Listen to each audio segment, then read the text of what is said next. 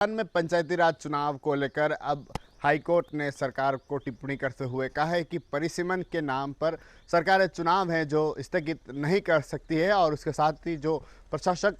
जो सरकार द्वारा लगाए गए थे और उन्हें हटा दिया गया था, हटाने के आदेश को रद्द करने को लेकर भी कहा गया है। आपको बता दें कि राजस्थान में पंचायती राज चुनावों को लेकर जो एक तरफ चर्चा है जो देखने को मिल रही है और दूसरी तरफ जब हाईकोर्ट में यह मामला पहुंचा तो हाईकोर्ट ने सुनवाई करते हुए कहा कि सरकार परिसीमन के नाम पर जो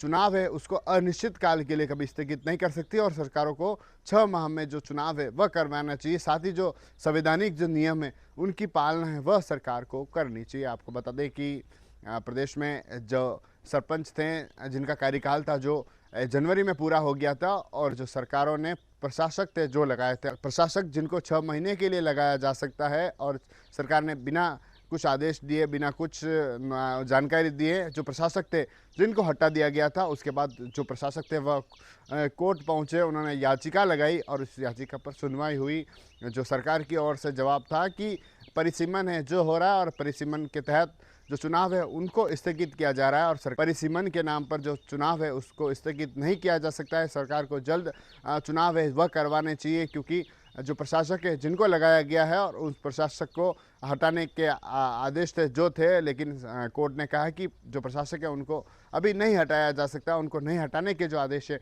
वह सरकार को दिए हैं और साथ ही जल्द चुनाव करवाने को लेकर भी कहा गया है। एक तरफ राजस्थान में चुनावों को लेकर जो चर्चा है वह देखने को मिल रही है, पंचायती राज चुनावों को लेकर जो चर्चा है वह देखने को मिल रही है। दूसरी तरफ विपक्ष है जो भी हमला कर रहा है कि जो सरकार एक तरफ पंचायती राज चुनाव नहीं करवा पा रही है, दूसरी तरफ सरकार परिसीमन को लेकर कह रही है कि